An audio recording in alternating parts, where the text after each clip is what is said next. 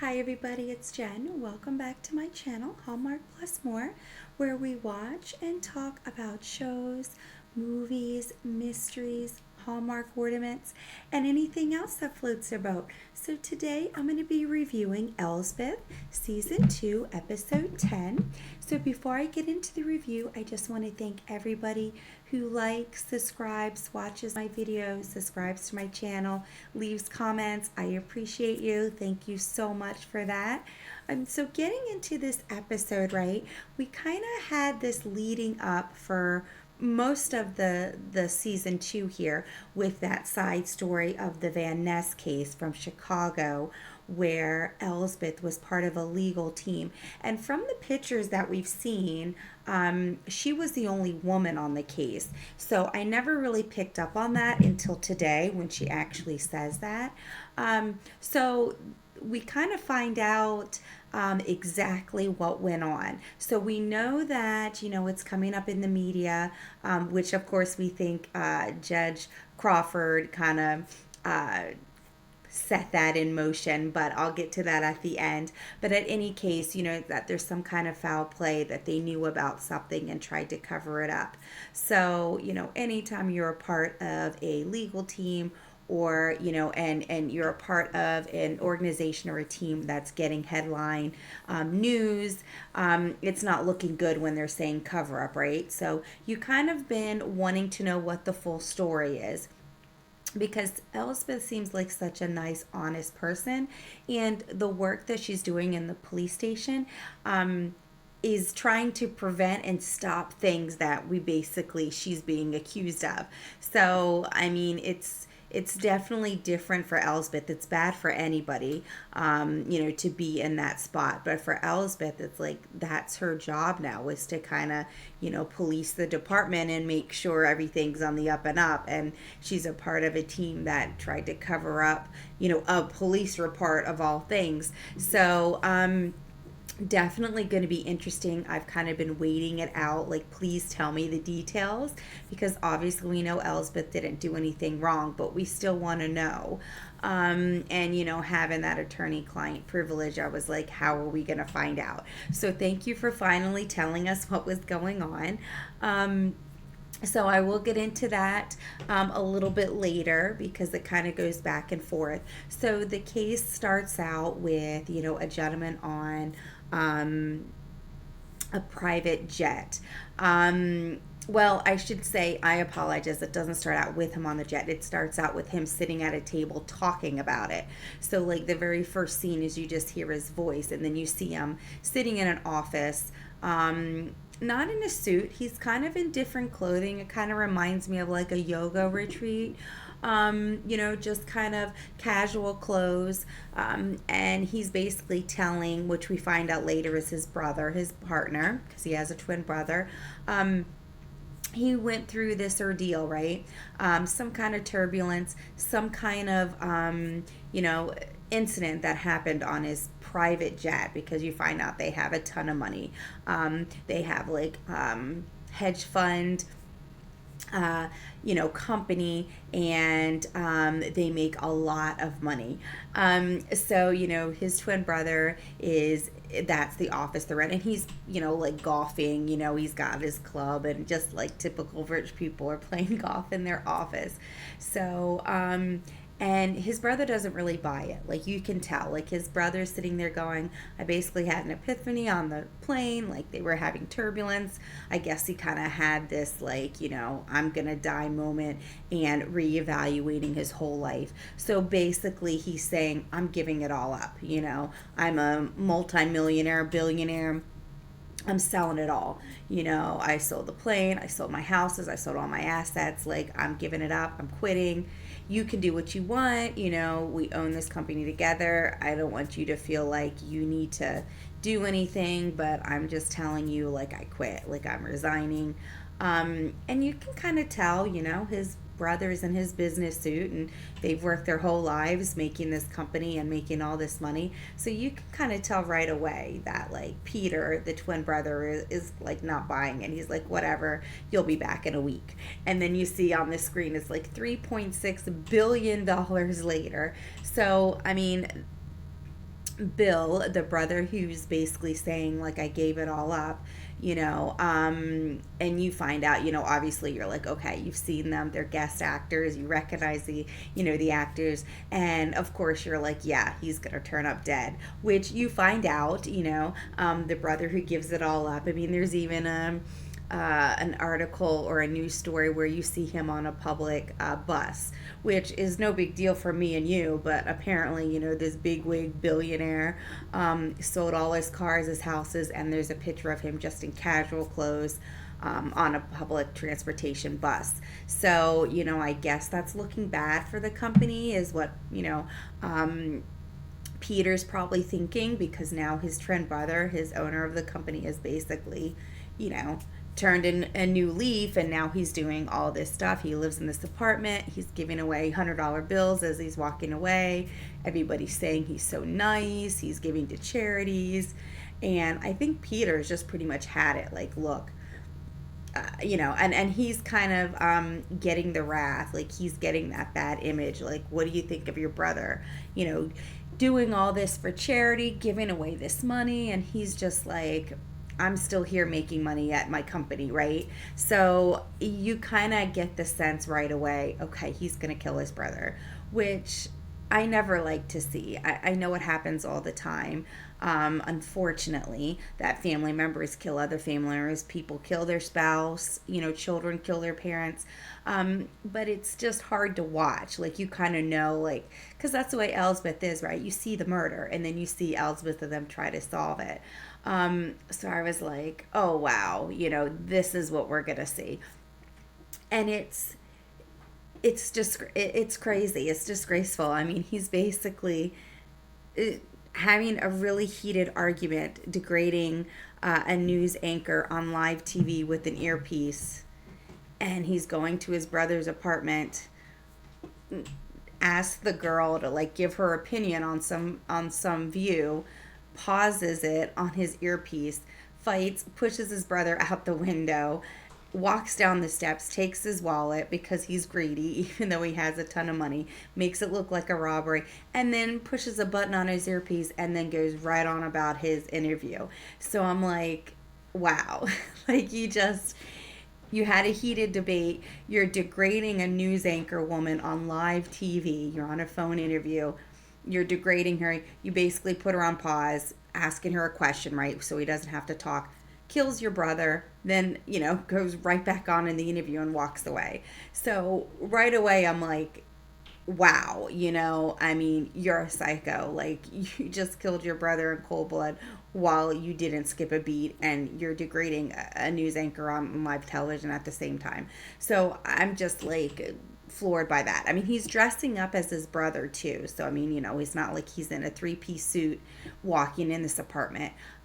Because this apartment, I mean, it's not on like the Upper East Side. It's not like a rich apartment. But I don't think it's like, the projects or anything like low housing. I think he just lives in a regular apartment like you and me. I just think Peter's such a stuck-up snob billionaire that he thinks it's, and he told the cops later, what low life did this? And I didn't think it was a bad part of town at all. I guess that's just because I'm a normal person and I would live in a normal place like that. So, that kind of just shows how he sees the world. And he plays the evil, psycho great. But there's a scene where, Elsbeth being Elsbeth, looking at the crime scene, she sees a food truck, and he's called Duncan's Donut because his name is Duncan. So Elsbeth walks up, oh, clever name. He's like, look, are you coming up with legal matters? My name is Duncan. That's why I'm called Dunkin' Donuts, which I thought was really clever.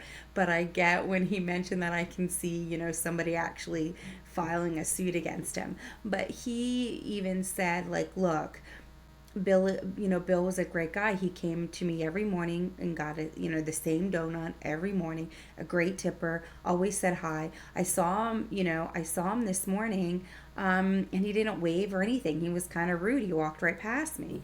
So Elsbeth is thinking right away, like, that was a twin brother. And of course we know because we saw the murder. But of course, that comes into play. And then you come into play with the money. They find out, he took the money, which, I mean, how damn greedy are you? You're a multimillionaire. You just killed your brother, and you're going to take the money from his wallet and actually use that. It's one thing when people grab somebody's money and wallet to make it look like a robbery and they just like throw away the wallet or whatever. You know what I mean? Discard of it.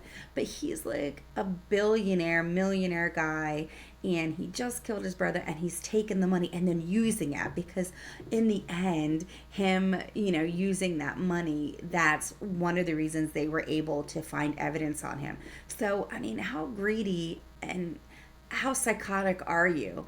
I mean, I see the show every week, and every show I'm just like, do real people do this? We're living in a scary world when not just that you can kill your brother, but you can do it just. Hold on a second. Okay, I'm back. Like, are you kidding me? I'm sorry. That's just bizarre to me. I was like, you gotta nail this guy, because that's terrible, right? And eventually they do. Like, they do meet with the woman that he was berating over the phone. We find out. We don't really know, obviously, at the time of the murder who he's talking to. But I mentioned it was a woman news anchor, and you find out later she was on live TV. So that was his alibi. So, I mean, he obviously planned this out. He dressed in more casual clothes, not a suit, to make it look like, it's his brother, so he's not out of place. So, I mean, he thought this through. He made sure he was on an interview. He had his earpiece. He went through a VPN, so he kind of masked his location to make everybody think he was in the office. So, I mean, Elsbeth is picking up on this. These are the pieces that they put together. But I mean, yeah, he really planned this out. So when Elsbeth talks to, her name is Ava, which is a news anchor. She's familiar with Peter. They talk, have interviews, once a month. So she's kind of used to his antics, right? And she's like, yeah, he usually goes off on a tangent and criticizes and belittles everybody. But this particular time, he asked for my opinion, and they figured it was 32 seconds. So Elsbeth, reenacts the crime and is like, all right, and she's trying to like fight him.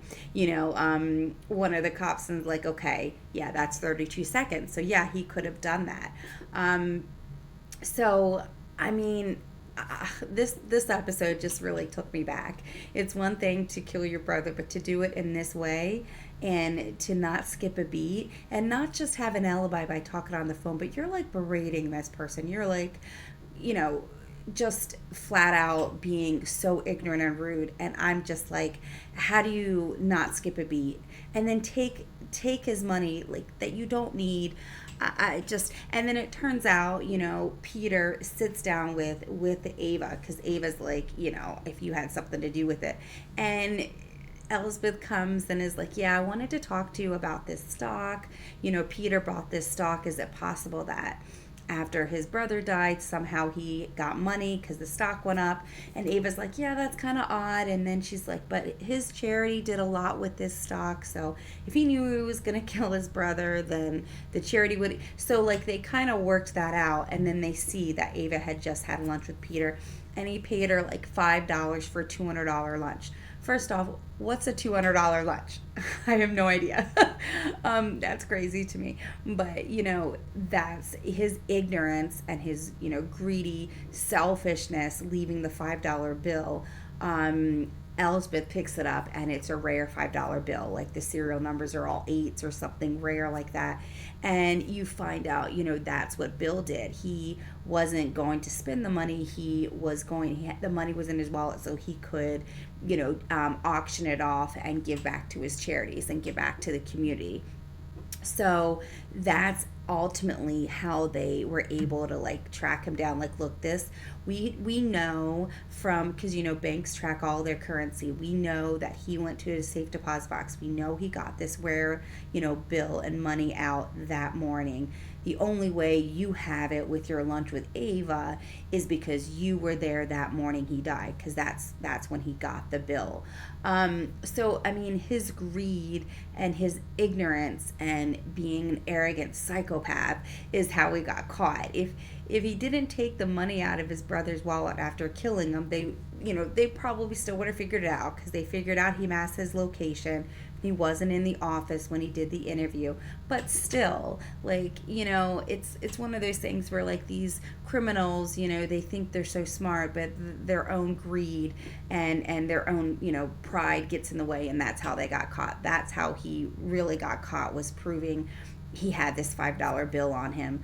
That was rare because his brother did that as well. He collected rare coins and bills. So, I mean, ultimately, he did himself in, but this was just hard to watch. I mean, with Elsbeth, the beginning scenes of most of Elsbeth's shows are hard to watch because a lot of these killers have no remorse, and you're just seeing them like go to town on these people and murdering them in different ways. But this one was hard for me to swallow because he didn't even skip a beat. Like, that's why I said psycho, because when you can commit murder and you don't even have a high heart rate, and it's just like, and just like going to your refrigerator and grabbing milk or something, like, it's so ordinary, and that to me is like a psychotic person, and that's what I saw in this character. So usually at the end of Elsbeth, I'm always so happy to see them kind of get their man, because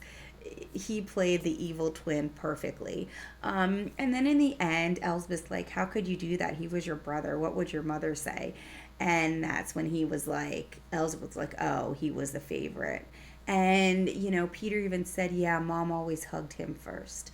So I'm not a twin. I have siblings, but I'm not a twin. So I don't know what that's like. I mean, knowing my mom always made it a point to let us know she loves all of us different and equally. We're all different, and that's good. So I never had that where, like, my mom would be, why can't you be more like your sibling? Why can't she never said that to me, and I thank her all the time when I see her, because I see how a lot of adults are kind of mentally have mental issues with that because their parents were comparing them to other people or other siblings. And I just thank God I never had that with my mom. So if you're listening, thank you, Mom, for never doing that with us. And he, Elsbeth would kind of see that he always felt, less than his brother. Like, his mom always favored Bill. And now that he had this, I'm giving up the company, I'm giving up all my billions, I'm going to live like normal people and not have suits and houses and cars. I think that just added to that. Like, his whole life growing up, he knew mom liked Bill over me. And now Bill's living the simple life, and everybody thinks I'm this evil person for doing what what we both did our whole lives. So I feel like that kind of so I understand how he might have felt because, Elsbeth kind of explains it, but still, I don't know that rage and that psychotic behavior at the beginning of the show. So I mentioned a little bit of the Van Ness case. So just to kind of tell you how that went as well, you find out what happened was the lawyer team actually came to Elsbeth and was like, look, we need a woman on this case. So basically, Van Ness is this very powerful, millionaire, wealthy man who wants to divorce his wife. And they wanted a woman on the case, I guess. So later, Elsbeth didn't even know at the time, but apparently the ex-wife was saying that he was abusive, and she did go to the police and file a report saying he was abusive, and it was gone. So according to Elsbeth, she's like, I thought she was just making it up because as a lawyer, you need proof. We didn't have any proof, right? And later you find out there was a police report. She was telling the truth. One of the other lawyers on the case, so there's a picture of like 5 people, and of course Elsbeth is the only woman. One of the other men lawyers found out that the police report and basically had it buried. So buried the report, had paid off somebody. So in Elsbeth, she was like, the ex-wife is lying. There's no proof. There's no report. And then later she finds out, yeah, she did he did abuse her. She did file a report. It was just buried by this team. So the media saying there was misconduct is legit and true. So Elsbeth is kind of in a hard place because she's a part of attorney-client privilege. She can't tell anybody about it. But she found out later. So at first she didn't know, and then once she found out, she couldn't do anything about it. So one of the people from the law firm, Carter, I remember this is in Chicago, so I guess he came from Chicago, or Van Ness was in the area, and basically gave her a heads up. He was like, look, we're going to put out a press release, and we're basically going to say, you're the scapegoat, basically. We're going to say you're the one who buried the report. And Elsbeth is like, what are you talking about? I didn't know anything about it. That's not my fault. And Carter's like, yeah, well, we're all still lawyers and we need to continue to practice. So we can't be at fault. So, you're not a lawyer anymore. So, basically the firm is using you as an scapegoat. Carter basically told her Van Ness came to the firm, made a huge fight, argument, and said, look, you got to throw it on somebody. You got to fix this or I'm leaving, So they were like, okay, well, we're going to blame Elsbeth. She's not a lawyer anymore and we can't take the fall. So Elsbeth was like, I'm not signing it. And Carter was like, you don't have to sign it. And Elsbeth was like, Carter, I thought you were a nice guy. And Carter was like, I am a nice guy. I'm warning you. You don't have to sign it. I'm giving you a heads up. This is happening. Like, the firm has already decided you're taking the fall. The press release is going to say you knew about it and you buried it. So, Elsbeth is taken back by that. At first I'm like, Carter, you're kind of mean. But then you realize when he's coming out there, he's like, I am a nice guy. That's why I came here to warn you. I wanted you to be aware of it before it breaks. Right? So, I thought that was kind of nice of him to say, even though it's kind of crappy. He couldn't stand up either, right? So the police, the press release comes out, and of course everybody sees it. The captain wants to talk to Elsbeth, and Elsbeth basically says, I'm going to resign, whatever's good for the police department. And as she's about to walk out, the captain's like, well, is it true? And she goes, not a word, but there's nothing I can do about it. So the captain's like, look, I know what it's like to be in a position where people aren't trusting of you. We're going to see what we can do. And we're going to try to help you out. So I loved the way the captain was kind of backing Elsbeth. Like, look, I know you're in a hard place right now. We're going to see what we can do. I don't want you to leave the police department because I know you didn't do anything wrong, but there's nothing you're kind of stuck with that attorney-client privilege. You can't tell people what really happened. So later you see they kind of, and we've seen this scene before where they have this poker night. The captain and the other, officers have this kind of casual poker night. And Elsbeth comes, and she comes to kind of tell them she kind of figured something out on the case, and they're like, let's have a hypothetical conversation about how you can get out of attorney-client privilege. So I love that. They're just kind of casually talking, and they're trying to figure out how to help Elsbeth. So if you've seen my videos, I love the show. I love Kayla. I love Captain. I love the actors. I love the characters that they're portraying. I just think this is a great show about unity and camaraderie. So I loved it that they were trying to figure out a way around it because they want to protect Elsbeth. Because Elsbeth helped the captain and they know she's a good person. So what's so interesting is you never really know if they figure out a way around it. And then towards the end of the show, Elsbeth confronts Van Ness. So I guess Van Ness is in the area, right? Because they're not in Chicago. And he's got his team around him. And Carter's like, Elsbeth, he can't be here. And she's like, I want to talk to him myself. And Van Ness is like, fine, leave. And he tells his team to leave, right? So now it's just Elsbeth and Van Ness. And he's like, and she goes, I was a lawyer on your first divorce. And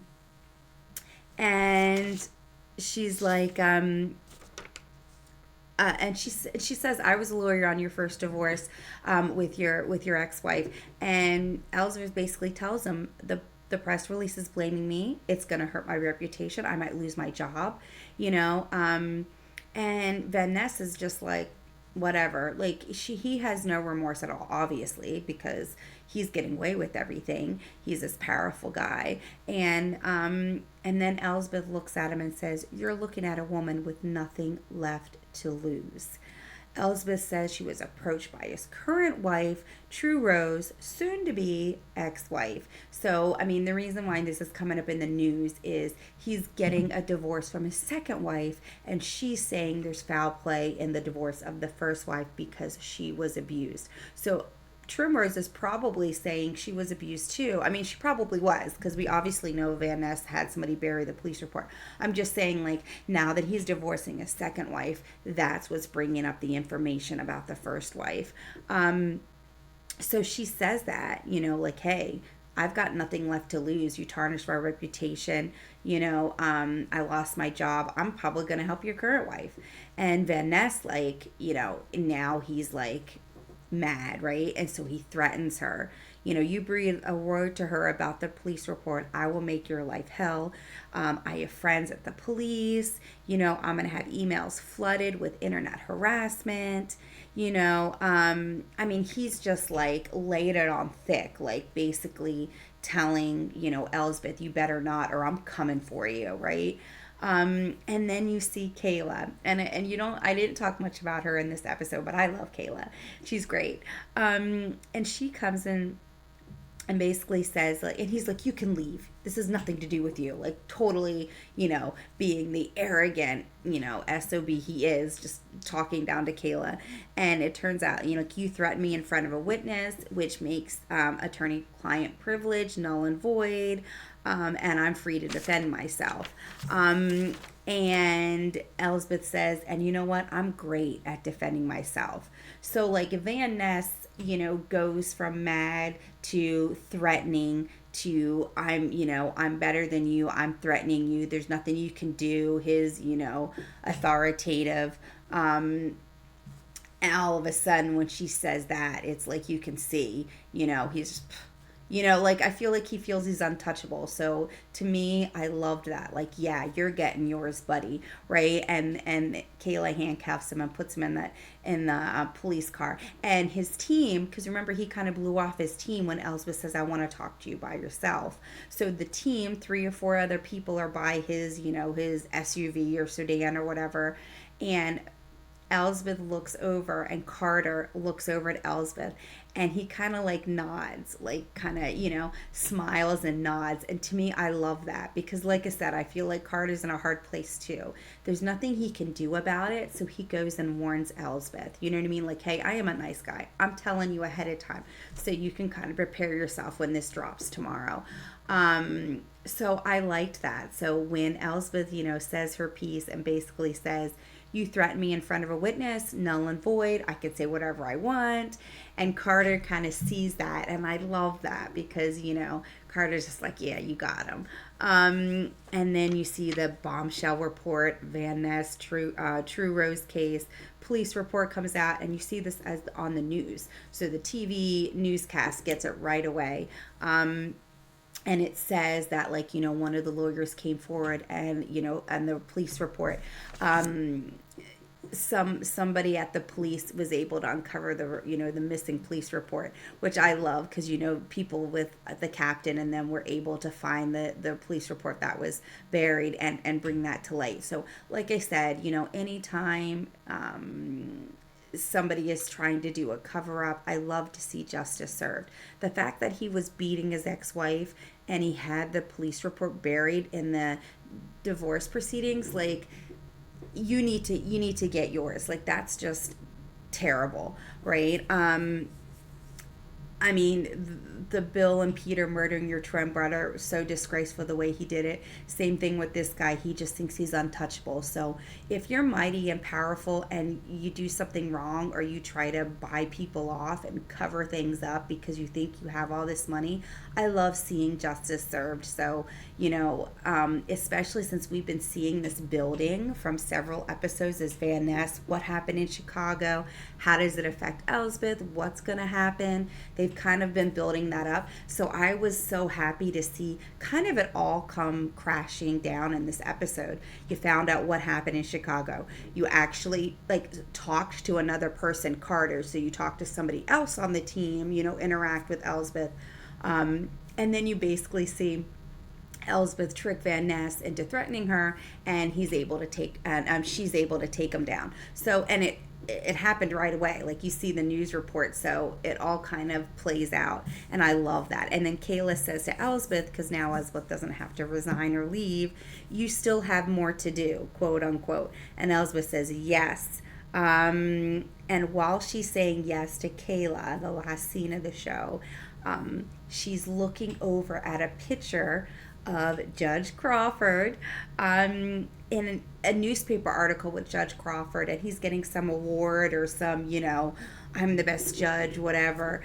And I love that. You see me smile because remember, Judge Crawford is Carrie Preston, who plays Elsbeth, her real life husband, right? And he's the bad guy, right? We know he murdered somebody, and he was a judge presiding over the case. And he was trying to get that person convicted, obviously, because he's the murderer. So Elsbeth, that was when she was on jury duty. So I love that because we're going to see more of Judge Crawford. We're going to figure out a way Elsbeth, takes them down, right? And the fact that it's played by her real life husband, I feel like is just some fun aspect of the show to see them interact because it's so interesting to me. Like I say, I like the show because they have high profile cases, and you see justice served. You see people, knowing that they're not better than everybody else and they can't just buy their way into everything they want in the world. And so it's going to be so nice to see Elsbeth take down Judge Crawford because judges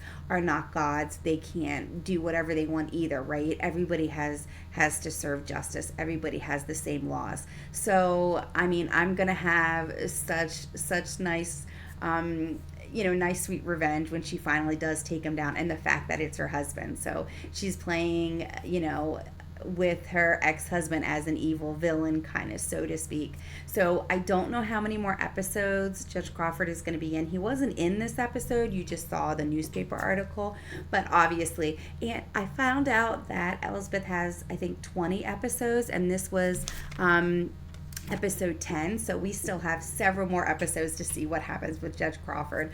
But I hope you enjoyed my review. I thoroughly enjoyed talking it out with you because, like I said, this one was kind of hard to watch. But, in the end, justice was served is what I always watch and am so happy to see in these shows. So I hope you enjoyed my review, and until next time, I will see you then. Bye.